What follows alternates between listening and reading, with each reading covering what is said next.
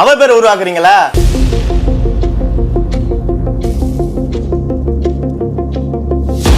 Success ஆக போகிக் கொண்டிருக்கும் வன்னியர் விடுதலை இயக்கத்திற்கு உறுதுணையாக இருக்கும் சக்சஸ் டிவிக்கும் சக்சஸ் டிவி நேயர்களுக்கும் வன்னியர் விடுதலை இயக்கத்தின் சார்பில் வணக்கத்தை தெரிவித்துக் கொள்கின்றேன்.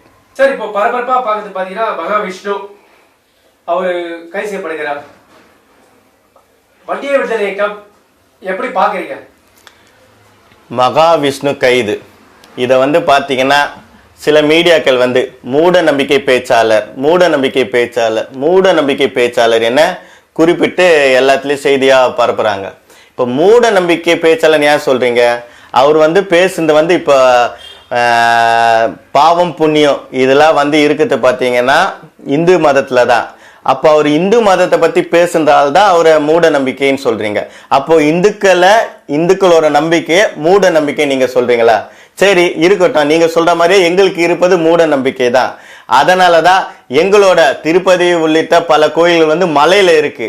அந்த மலையில இருக்க கோயில்களை நாங்க நம்பிக்கையோட கடவுளா ஏத்து வணங்கத்தால்தான் மூட நம்பிக்கைக்காக தான் அந்த மலைகள் இன்னும் மலைகளாகவே இருக்கு. எங்க நம்பிக்கை இல்லைன்னா அந்த மலைகள் இன்னாரம் என்னவா இருக்கும்? மலைகள் அந்த இடத்தில் இருந்து இருக்குமா? அதுக்கு காரணம் எங்களோட மூட நம்பிக்கைனா அதை நாங்க பெருமையா ஏத்துக்கிறோம். எங்களுக்கு இருக்குது மூட நம்பிக்கை தான். இன்னொன்னு பாத்தீங்கன்னா இன்னும் கொஞ்சம் இடத்துலதான், சில இடங்களில் தான் ஆலமரமும் வேப்ப மரமும் இருக்கு. அதுக்கு காரணம் என்ன? நாங்க அந்த மரத்துல சாமி இருக்குத்தான் நினைக்கிறோம், நம்புறோம். அது எங்க மூட நம்பிக்கை. அதனாலதான் இன்னும் அந்த மரங்கள் பராமரிக்கப்பட்டு வருகிறது. இந்த நல்ல விஷயத்துக்கு எங்களுக்கு இருக்க நம்பிக்கை மூட நம்பிக்கைனா அதை நாங்க பெருமையா ஏத்துக்கிறோம். எங்களுக்கு இருக்க நம்பிக்கை மூட நம்பிக்கை தான். அதாவது இந்திய அரசியலமைப்பு சட்டம் மதத்தின் அடிப்படையில் நம்பிக்கையின் அடிப்படையில் உருவாக்கப்பட்டது. இன்னொன்னு பாத்தீங்கன்னா எங்களுக்கு ஃபண்டமெண்டல் ரைட்ஸ் இருக்கு. இந்திய குடிமகன் அனைவருக்கும் பேச்சுரிமை, எழுத்துரிமை, கருத்துரிமை உள்ளிட்ட எல்லா உரிமையும் இருக்கு. எங்க மதத்தை பத்தி அதாவது இன்னொரு விஷயம் சொல்லனா, வன்னியர் விடுதலை இயக்கம் சாதி சார்ந்த அமைப்பு. இது ஏன் மதத்தை பத்தி இப்ப பேசுது? அதாவது 18 புராணங்களில் 9வது புராணம் அக்னி புராணம். ஆக அக்னி வழியில் வந்தவர்கள். வன்னியருக்கோ அக்னிக்கோ ஒரு ஒற்றுமை உள்ளது, வன்னியருக்கோ இந்து மதத்திற்கோ ஒரு ஒற்றுமை உள்ளது. எங்களை எக்காரணத்துக்கு பிரிக்க முடியாது. வன்னியர்களுக்கு மட்டும் இல்லாம இந்துக்களுக்கு எந்த ஒரு பிரச்சனை என்றாலும் வன்னியர் விடுதலை இயக்கம் இந்து மதத்திற்கு ஆதரவாக எப்பொழுதும் இருக்கும். அவரை பேசுறதுக்காக கைது பண்ணியிருக்காங்க. இப்போ அவரை சிறப்பு அழைப்பாளராக அழைச்சிருக்காங்க. அழைச்சரால அவர் பேசியிருக்காரு. அதாவது அவர் சொன்ன விதம் நீங்க எப்படி எடுத்திருக்கீங்கன்னு எனக்கு தெரியல. ஆனா இந்து மத முறைப்படி தர்மப்படி எப்படி இருக்கணுமோ அவர் அதை தான் சொல்லியிருக்காரு. அது அவருக்கான உரிமை இல்லையா? அவர் நம்பிக்கையை பத்தி சொல்லியிருக்காரு. அவருக்கு அந்த ஃப்ரீடம் இல்லையா? அவரோட ஃப்ரீடம் பறிக்கப்பட்டு விட்டாரா? ஏன்னா இந்து மதத்தையும் இந்து மார்க்கத்தையும் உயிருக்கு மேலாக நினைக்கும் சிலர் இதை ஒரு கேள்வியாக முன்வைக்கிறார்கள். அப்புறம் இன்னொரு உதாரணம் பார்த்தீங்கன்னா, இப்போ நாங்க மூட நம்பிக்கை இருக்க, நாங்க கடவுள் இருக்கு அப்படின்னு நம்பி கோயிலுக்கு போறோம். எங்க மனக்கவலைகளையோ எங்க கஷ்டங்களையோ கோயிலை கொட்டுறதுக்காக நாங்க சாமியை கும்பிட போறோம். நாங்க ஆத்மார்த்தமா கும்பிட்டுட்டு வரும்போது கோயில் வாசல் வெளியிலேயே பெரியார் ஒரு சிலை இருக்கு. அதுல என்ன அச்சிடப்பட்டிருக்கு? கடவுள் இல்லை, கடவுள் இல்லை, கடவுள் இல்லவே இல்லை என்ற பொறிக்கப்பட்ட சிலை அங்க இருக்கு. அப்போ சாமி இருக்குன்னு நம்பிட்டு வர எங்களுக்கு அந்த நிகழ்வால மனசு புண்படாதா? இது எப்படி இருக்கு? உங்களுக்கு வந்த ரத்தம், எங்களுக்கு வந்த தக்காளி சட்னியா? என்னங்க சார் உங்க நீதி நியாயம்? பக்ரீத் பண்டிகை, கிறிஸ்துமஸ் இதெல்லாம் பாத்தீங்கன்னா தமிழக அரசு வாழ்த்துக்கள் தெரிவிக்கிறாங்க. ஏன் இப்போ விஜய சதுர்த்திக்கு தமிழக முதலமைச்சரும் சரி தமிழக அரசும் சரி வாழ்த்துக்கள் தெரிவிக்கல? அது எப்படி பாக்குறீங்க? உங்க கருத்து என்ன சார்? சார், இப்போ சொல்லுவாங்க எங்கள் தேசம் இந்திய தேசம், இந்து முஸ்லிம் கிறிஸ்தவர்கள் எல்லாம் எங்கள் உடன் பிறந்தவர்கள் எல்லாம் ஒன்றுன்னு சொல்றாங்க.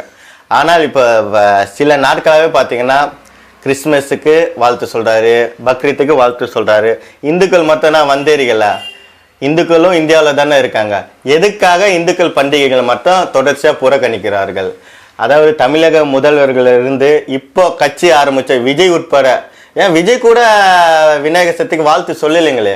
இப்போ எதனால, எதுக்காக? இப்போ மற்றவங்களாம் மற்ற சிறுபான்மை ஓட்டுலாம் வேணும்னு நினைக்கிறாங்க. அப்போ இந்துக்கள் ஓட்டு வேண்டாவா? இந்துக்கள் பண்டிகை மட்டும் எதுக்காக நீங்க வாழ்த்து சொல்லவே தயங்குறீங்க? அப்போ இந்துக்கள் வாழ்த்து சொன்னா அது ஒரு அருவருக்கத்தக்க செயலா நீங்க நினைக்கிறீங்களா? எனக்கு என்னன்னு தெரியல. இது ஒட்டுமொத்த இந்துக்களின் கேள்வியாக நான் இந்த கேள்வி உங்கள் முன் வைக்கின்றேன். அப்புறம் இன்னொரு ஒரு விஷயம் பார்த்தீங்கன்னா, இப்போ திருவான்மியூர்ல பாம்பன் சுவாமிகள் ஜீவ சமாதி அடைஞ்ச கோயில் இருக்கு. அந்த கோயில பக்தர்களே தானா முன் அன்னதானம் போடுறாங்க. இப்ப கோயில் நிர்வாகமா இந்து அறநிலைத்துறையும் சேர்ந்து கோயில் உள்ள யாரும் அன்னதானம் போடக்கூடாதுன்னு தடை விதிச்சிருக்காங்க. அது மிகப்பெரிய பரபரப்பை ஏற்படுத்தியிருக்கு. அதாவது எதுக்காக தொடர்ச்சியா நீங்க இந்து மதத்தையோ இந்து கோயில்களையோ தொடர்ச்சியா நீங்க எப்படி சொல்லுது, ஏன் நீங்க தடுக்கிறீங்க? அதாவது நீங்க சொல்ற மாதிரி மூட நம்பிக்கை எங்களோட இருந்து எங்க நம்பிக்கைக்காக நாங்க செய்யறோம். அதையே நீங்க இந்து கோயிலையோ இந்து நம்பிக்கை மட்டும் தொடர்ச்சியா பண்றீங்க. உங்களால சர்ச்சிலையோ மசூதியிலயோ போய் தலையிட முடியுமா? தலையிட்டு ஏதாவது செய்ய முடியுமா? அதாவது ஏன் இந்துக்களுக்கு ஏதாவது ஒண்ணா கேட்க நாதி இல்லாத மாதிரி இருக்கு. அந்த சூழ்நிலை தான் இப்ப நிலவுன்னு இருக்கு. அதுக்கு உதாரணமா பல நிகழ்ச்சிகள் நடந்துதான் இருக்கு, இன்னும் நடக்கதான். இதை கேட்க யாரும் இல்லாத பட்சத்தை அதெல்லாம் ஆஸ் இட் இஸ் நம்ம ஏத்துக்கிட்டு தான் போய் ஆகும். சார், இப்போ சின்ன சின்ன சங்கம்லாம் ஆரம்பிக்கிறதுனால அவங்களுக்கு நிறைய பிரச்சனைகள் வருது. நீங்க தமிழ்நாடு ஃபுல்லா நிர்வாகிகளை உருவாக்கி வன்னியர் விடுதலை இயக்கம் ஆரம்பிச்சிருக்கீங்க. இப்போ வன்னியர் சங்கத்துல இருக்கவங்க வன்னியர் ஜாமான்கள்லாம் பாத்தீங்கன்னா உங்க மேல பாத்துதான் நீங்க பண்ற ஆக்டிவிட்டிஸ்லாம் உங்களுக்கு இடையா நீங்க எப்படி கொண்டு போறீங்க ஜாமான்களுக்கு பத்தியில? சார், நான் வன்னியர் விடுதலை இயக்கம் ஆரம்பிக்கும் போதே வாய்க்காட்சி போட்டு தான் ஆரம்பிச்சிருக்கேன். என்ன பிரச்சனை வந்தாலும் I am ready to face it. அதாவது எல்லாருக்கும் இப்போ பிரச்சனை தொடர்ச்சியா பண்றவங்களுக்கும் சரி, இனி பண்ண போறவங்களுக்கும் நான் ஒன்று சொல்றேன். உன் உடம்புல ஓடுற ரத்தம் தான் என் உடம்புலயே ஓடுது. நான் அனுசரிச்சு போறதுக்கு காரணம் ஒரே இனம் என்ற அடிப்படையில் தான் நான் இது வரைக்கும் பொறுமை காத்துன்னு வரேன். இப்ப எதா இருந்தாலும் பாத்துல அதாவது ரோட்ல ஒருத்தன் போறான்னா திடீர்னு அடிப்படுது, அவன் எதிர்பார்த்திருப்பானா இல்ல ஏதாவது பிரச்சனை பண்ணிருப்பானா? அதே மாதிரி என்ன நிகழ்வு எது நடந்தாலும் அதை எதிர்கொள்ளக்கூடிய தயாரான நிலையில் தான் நானும் இருக்கேன், என் நிர்வாகிகளும் இருக்காங்க. பல மாவட்டங்களில் என்னோட நிர்வாகிகள் எவ்வளவு பேர் மிரட்டுறாங்க தெரியுங்களா சார்? எல்லாத்துக்கும் யார் என்ன பண்ணாலும் உங்களோட நோக்கம் அதை நீங்க காது கொடுத்தே கேட்க கூடாது. அந்த டைம்ல உங்களை மிரட்டும் டைம்ல உங்க காது கேட்காம போயிடணும். உங்களோட நோக்கம் குறிக்கோள் என்ன? சங்கத்தை அடுத்த கட்டம் கொண்டு போனோம், நம்ம சங்கத்தை உயர்த்தணும், சங்க நிர்வாகிகளுக்கு பாதுகாப்பாகவும் வன்னிய மக்களுக்கு பாதுகாப்பு அரணாகவும் வன்னியர் விடுதலை இயக்கம் இருக்கணும். அந்த அடிப்படையில் தான் வன்னியர் விடுதலை இயக்கம் இருக்கு. இப்ப பாத்தீங்கன்னா எத்தனையோ வன்னியர் சங்கங்கள் ஆரம்பிச்சிருக்கா, எப்படி இருக்கலாம், அதை பத்தி நான் பேச விரும்பல. ஆனால் நான் உருவாக்கிய வன்னியர் விடுதலை இயக்கத்தில் கட்சி பேதமின்றி நீ எந்த கட்சி வேலை வேணாலும் செஞ்சுக்க, அது உனக்கு தனிப்பட்ட விருப்பம். ஆனால் வன்னியர்களுக்கு பிரச்சனை என்றால் கட்சிக்கு அப்பாற்பட்டு என் சொந்தக்கார, என் அண்ணன் தம்பி, என் பங்காளி அப்படின்னு எல்லாரும் ஒன்னா வரணும். இப்போ ஒரு ஆளுக்கு பிரச்சனைனா, ஒரு வன்னியனுக்கு பிரச்சனை, அங்க திமுக அதிமுக பாமக எல்லா கட்சியில இருக்கா, அவங்கவுங்களுக்கு ஒரு பவர் இருக்கா. எல்லா பவரும் சேர்ந்து ஒரே பவரை வன்னியர் விடுதலை இயக்கத்தை சார்ந்தவனு ஒரு பாதுகாப்பு கொடுத்தா எப்படி இருக்கா? எங்க ஆளுங்களுக்கு பாதுகாப்பு அரணாக இருக்கணும். அவங்களை எப்படிலாம் கொண்டு போனோம் அப்படின்ற முயற்சியில தான் நாங்க ஆரம்பிச்சு சங்கத்தை கொண்டு போயின்னு இருக்கோம். இப்ப நம்ம ரோட்லயே போகும்போது பல ஸ்பீட் பிரேக்கருங்க இருக்கோம், பள்ளம் எல்லாம் இருக்கா. அதுக்கு பயந்து நம்ம போகாமையா இருக்கா? நான் அங்க போனேன், அதுக்கு எல்லாம் இருக்கதாச்சு, எல்லாம் கடந்துதான் நான் போவேன். எவ்வளவு பள்ளம் நெரிச்சல் என்ன இது வந்தாலும் அதை எல்லாத்தையும் கடந்து நான் போவேன். என் சமுதாய மக்கள் நலனுக்காக எந்த லெவல்னாலும் இறங்குவேன். அவங்களுக்கு அவங்க நலன், அவங்க வன்னியர்கள் நலம் பெற வேண்டும், வன்னியர்கள் வளம் பெற வேணும், வன்னியர்கள் சகலமும் பெற வேணும். அதற்காக எப்போதும் வன்னிய விடுதலை இயக்கம் உறுதுணையாகவும் ஆதரவாகவும் இருக்கும் என்பதனை இதன் மூலம் நான் தெரிவித்துக் கொள்கின்றேன். சார், நீங்க சில நாட்களா கட்சியில இருக்கிற வன்னியர்கள் அவங்கள சந்திக்கிறீங்க, என்ன சார் கலெக்ஷனுக்காகவா இல்ல வேற நோக்கம் இருக்கா? சொன்ன மாதிரி என்கிட்டே நிறைய பேர் கேட்கிறாங்க சார். வன்னியர் விடுதலை இயக்கத்துல எல்லா கட்சியை சார்ந்த நிர்வாகிகளோ தலைவர்களே பாக்குறீங்களே, எதுக்காக? கலெக்ஷனுக்காகவான்னு என்கிட்டே கேட்கறாங்க. சார், இது கலெக்ஷனுக்காக கிடையாது. என்னுடைய சமுதாயத்தை சார்ந்தவர்கள். கட்சி கண்ணாடி மாதிரி சார், சமுதாயம் என்பது கண்ணு மாதிரி.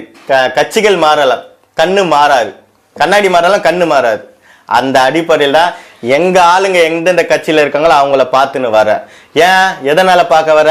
என் சமுதாயத்தை சார்ந்தவர்களுக்கு எங்க பிரச்சனைனாலும் அங்க யாரு இருக்கா, அங்க இந்த கட்சியில ஆள் இருக்கா, அந்த கட்சியில ஆள் இருக்கா, எப்ப அவரை போய் பாருப்பா, அவருக்கு சப்போர்ட்டா இருப்பா அப்படின்னு எல்லா இடத்துலயும் இருக்க வன்னியர்களுக்கு ஆதரவை திரட்டி அந்த ஆதரவு அப்படியே என்னுடைய சமுதாயத்தை சார்ந்த வன்னிய சொந்தங்களுக்கு கொண்டு போய் சேர்ப்பதற்காகவே நான் எல்லாரையும் பார்க்கறேன். இதோட நிறுத்தப்பட்டுக்கிறேன். இப்போ நிர்வாகிகளை பார்த்துடுறேன், அடுத்த கட்ட தலைவர்களை பார்ப்பேன். என் சமுதாய மக்களுக்கு என்னென்ன வகையில் எப்படிலாம் நல்லது செய்யணுமோ அந்த அடிப்படையில் நான் எல்லாரையும் சந்திக்க உள்ளேன். கட்சி ஆட்களையும் சந்திப்பேன், தொழிலதிபர்களையும் சந்திப்பேன், அரசு அதிகாரிகளையும் சந்திப்பேன். சாதி மக்களுக்காக சாதிய ரீதியாக என்னெல்லாம் நல்லது செய்ய முடியுமோ அது எல்லாத்தையும் செய்ய நான் ரெடியா இருக்கேன். அந்த அடிப்படையில் நான் எல்லாரையும் சந்திச்சுன்னு வரேன். இப்போ பார்த்தீங்கன்னா வன்னியர் விடுதலை இயக்கம் 2.0 அப்படின்னு ஒரு இது கொண்டு வந்திருக்கும்.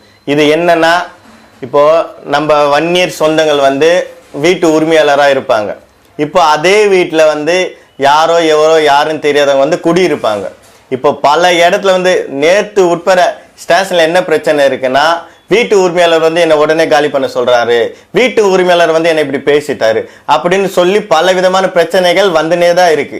அந்த இடத்துல வந்து நம்முடைய சொந்தமாகிய உரிமையாளருக்கு வந்து ஒரு பாதுகாப்பு இல்லாம ஒரு என்ன செய்துனே செய்ய முடியாத அளவுல வந்து திகச்சு போயிருக்காங்க.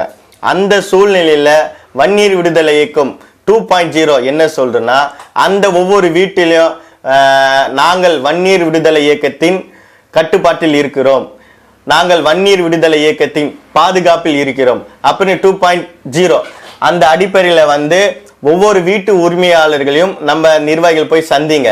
இத மாதிரி பிரச்சனை எல்லாம் வருது, அது வராம இருக்கிறதுக்கு என்ன தீர்வு? ஒற்றுமையா இருக்கணும். ஒற்றுமை இல்லாதாலதான் எல்லாரும் வந்து நம்மளை மிரட்டும் சூழ்நிலை உருவாகி இருக்கு. அப்படின்ற பட்சத்துல இப்போ இங்க இருக்குது பாத்தீங்கன்னா வன்னியர் தெரு. வன்னியர் தெருல எத்தனை பேர் சொந்த வீட்டுக்காரங்க வன்னியர்கள் இருக்காங்க, அவங்களெல்லாம் ஏறுங்க, அவங்களெல்லாம் ஒரு வாட்ஸ்அப் குரூப் உருவாக்குங்க, உருவாக்கி எல்லாரையும் ஒன்னா சேருங்க. எந்த வீட்டுல எங்க பிரச்சனைனாலும் அங்க எல்லாம் நம்ம நிர்வாகிகள் உட்பட எல்லா ஒட்டுமொத்த உரிமையாளர் ஒன்னா நிக்கணும். அப்படி நிக்கிற ஒரு சூழ்நிலை உருவாக்கினா நம்மளுக்கு ஒரு நல்ல ஒரு பாதுகாப்பாக ஒரு பக்கபலமாகவோ இருக்கும். இதுவே வன்னியர் விடுதலை இயக்கத்தின் 2.0 என வந்து நான் இப்ப வந்து அறிமுகப்படுத்துறேன். சார், உங்க பொன்னாடி இடத்துல சக்சஸ் டிவில கொடுத்துருக்கீங்க. உங்களோட வளர்ச்சி எப்பவுமே சக்சஸ் டிவி நோக்கி இருக்கும் சார். ரொம்ப நன்றி சார்.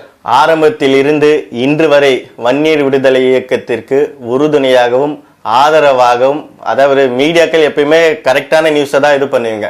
அந்த அடிப்படையில் எங்களுக்கு தொடர்ச்சியாக ஆதரவு அளித்து வரும் சக்சஸ் டிவிக்கும் சக்சஸ் டிவி நேயர்களுக்கும் வன்னியர் விடுதலை இயக்கத்தின் சார்பில் மீண்டும் ஒரு முறை நன்றியை தெரிவித்துக் கொண்டு விடைபெறுகிறேன். நன்றி, வணக்கம்.